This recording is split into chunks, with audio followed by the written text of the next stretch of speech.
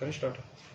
Sir, आज anaemia मुक्त अभियान जो है शुरू किया गया है, किस तरह की व्यवस्थाएं हैं और कहां कहां पर जो है इसके लिए कैंप लगाए गए? आज जो है सारे हिमाचल में एनीमिया मुक्त हिमाचल कैंपेन लॉन्च की गई है, जिसका शिमला से जो विधिवत उद्घाटन है माननीय principal secretary health Shri Subhashish Panda ji द्वारा किया गया मॉर्निंग में। इसके अंतर्गत कुपोषण जो है भारतवर्ष में, हिमाचल में एक बहुत बड़ी समस्या है। तो मुख्यमंत्री बाल सुपोषण योजना, जिसका अनाउंसमेंट माननीय मुख्यमंत्री जी ने बजट स्पीच में की थी, उसके अंतर्गत ये भी एक कंपोनेंट है कि हम 6 माह से लेकर 10 साल के बच्चों का उनके स्कूल्स में, उनके आंगनवाड़ीज में टेस्ट करेंगे हीमोग्लोबिन एचबी लेवल कितना है, और जिसमें वो एचबी लेवल कम पाया जाएगा उसको साथ साथ में ट्रीटमेंट दी जाएगी, और साथ में उसके परिवार के जो पेरेंट्स हैं या सदस्य हैं उनको जो है काउंसलिंग दी जाएगी कि अनीमिया से या कुपोषण से कैसे बचा जाए। तो इसके T3 स्ट्रेटजी है, टेस्ट ट्रीट काउंसल, उसके मुताबिक ये कार्रवाई। और हमारे जिला में अनुमानित बच्चों की जो आंकड़ा है वो 2,27,000 के आसपास है, जिसमें से 1,03,000 बच्चे जो हैं वो 6 साल से 10 साल के आयु वर्ग के हैं, जो कि हमें प्राइमरी स्कूल में, एलिमेंट्री स्कूल्स में मिलेंगे, चाहे वो सरकारी क्षेत्र में है चाहे गैर सरकारी क्षेत्र में। और लगभग जो बाकी बच्चे हैं 1,24,000 के आसपास, वो बच्चे जो है वो आंगनवाड़ीज में रजिस्टर्ड हैं। जिला कांगड़ा में इस कैंपेन का शुभारंभ माननीय जिलाधीश डॉक्टर निपुण जिंदल जी द्वारा जो है, जो सरकारी मिडिल स्कूल है पुलिस लाइंस में, मॉडल स्कूल के नाम से जाना जाता है, और वहीं पे ही उसी परिसर में एक आंगनबाड़ी केंद्र भी चलता है, उनके करकमलों द्वारा उसका भी विधिवत उद्घाटन किया गया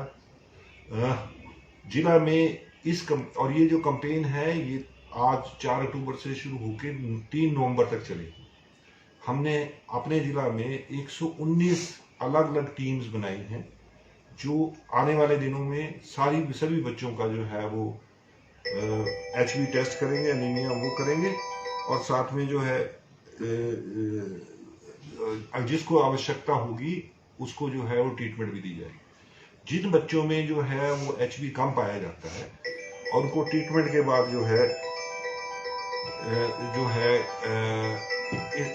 2 महीने के बाद दोबारा से उनकी टेस्टिंग की जाएगी, और किसी को अगर एडवांस किसी ट्रीटमेंट की आवश्यकता है तो उसको हॉस्पिटल में के साथ तय करके उसका उचित उपचार किया जाएगा। इस अभियान में हमारे साथ जो प्राथमिक शिक्षा विभाग है, एलिमेंट्री एजुकेशन, और जो वुमेन एंड चाइल्ड डेवलपमेंट, वो लोग भी सहयोग कर रहे हैं। बच्चों को आइडेंटिफाई करना, उनको आंगनवाड़ी में या स्कूल में मोबिलाइज करना जो है, और काउंसिल करना जो है पेरेंट्स को, ये उन विभागों का काम है। हमारी जो स्वास्थ्य टीमें हैं वो उनका टेस्ट करेंगी, जिसको आवश्यकता होगी उसको ट्रीटमेंट दिया जाएगा, और साथ में उनको न्यूट्रिशनल या ये व्यवहारिक तौर पे उनको क्या चेंजेस लानी है कि वो बच्चा जो है वो कुपोषित ना हो। क्योंकि कुपोषण जो है वो बस बच्चे के जो है उसके सिर्फ फिजिकल ग्रोथ को ही नहीं खराब करता, उसकी जो मानसिक वृद्धि है उसको भी इफेक्ट करता है। और हमारा या जो सरकार का ये सपना है कि हमारी आने वाली जनरेशन जो है इस समस्या में ना रहे, हम अपनी भविष्य की पीढ़ी को अच्छी जिंदगी दे पाए। सर, आपने कहा कि देश में जो है कुपोषण जो है बड़ी समस्या है, जानना चाहेंगे जिला कांगड़ा में कुपोषित बच्चों का कोई आंकड़ा है, कोई सर्वे किया गया जो है? अभी तक डेफिनेट आंकड़ा नहीं है। एक नेशनल फैमिली हेल्थ सर्वेज होते हैं जो कुछ साल के उपरांत होते हैं, जो 2019 से लेकर 2021 तक NFHS 5 सर्वे किया गया, उसमें कांगड़ा का आंकड़ा नहीं है, स्टेट का आंकड़ा है। उसमें वो ये दर्शाता है कि लगभग हमारे 55% बच्चे जो है कुपोषित है, जो कि एक चिंता का विषय है। इस सभी चीजों को मद्देनजर रखते हुए हिमाचल सरकार ने माननीय मुख्यमंत्री जी के नीति आयोग के साथ मंत्रणा करके, नीति आयोग के साथ कोलैबोरेशन में माननीय मुख्यमंत्री जी ने अपनी बजट स्पीच में मुख्यमंत्री बाल सुपोषण योजना की शुरुआत की थी, जिसमें 6 पिलर्स हैं कि पहले हम आइडेंटिफाई करें क्या क्या इंटरवेंशन करनी है, जिसमें ये जो आज हमने शुभारंभ किया है एनीमिया मुक्त हिमाचल कैंपेन का, ये भी उसका एक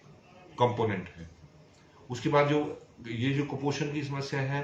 एडोलेसेंट गर्ल्स हैं, प्रेग्नेंट वुमेन हैं, उनमें भी ये पाई गई है फेज मैनर में। और इसी के को ध्यान में रखते हुए सरकार द्वारा अब ये भी फैसला किया गया है कि जो आईडीसीएफ, कुपोषण का एक मुख्य कारण जो है डायरिया, निमोनिया बच्चों में, तो हम साल में 2 बार जो है इंटेंसिव डायरिया कंट्रोल फोर्टनाइट एक हम कर चुके हैं और 1 नवंबर में दोबारा करने जा रहे हैं, जिसके अंतर्गत जो चिन्हित बच्चे होते हैं जिनके घर में 5 साल से छोटे बच्चे हैं, उन सभी घरों में हम ORS के पैकेट्स और साथ में जिंक टैबलेट्स डिस्ट्रीब्यूट करते हैं कि अगर उसको कहीं डायरिया होता है तो वो तुरंत अपने घर पे ही उसका इलाज शुरू कर सके। और सेकेंडली निमोनिया के लिए दूसरा कुपोषण का कारण निमोनिया भी पाया गया है, तो हमने अपनी हेल्थ टीम्स को सुदृढ़ किया है। हमने जो दवाइयां हैं उनकी उपलब्धता सब सेंटर स्तर पे की है और साथ में ICDS के माध्यम से उसमें योजना है जो बच्चे कुपोषित हैं या जिनका अनीमिया कम आता है, इस प्रोग्राम के अंतर्गत उनको भी एक्स्ट्रा आहार सप्लीमेंट्री फूड देने का प्रावधान है, जिसको जो है बाल और महिला विभाग ICDS विभाग जो है वो देख रहा है। हम हेल्थ डिपार्टमेंट की तरफ से उनको चिन्हित करके बच्चे जो है वो बता देंगे कि इसमें ये इंटरवेंशन और जो भी वो जो उसको सप्लीमेंट्री डाइट देनी है वो ICDS द्वारा दी जाएगी और साथ में अगर उसको किसी ट्रीटमेंट की आवश्यकता है वो स्वास्थ्य विभाग की टीम में जो है उसको जो जरूरी इलाज है वो स्वास्थ्य विभाग द्वारा किया जाएगा। मेरा आपके थ्रू सभी दर्शकों से ये निवेदन रहेगा कि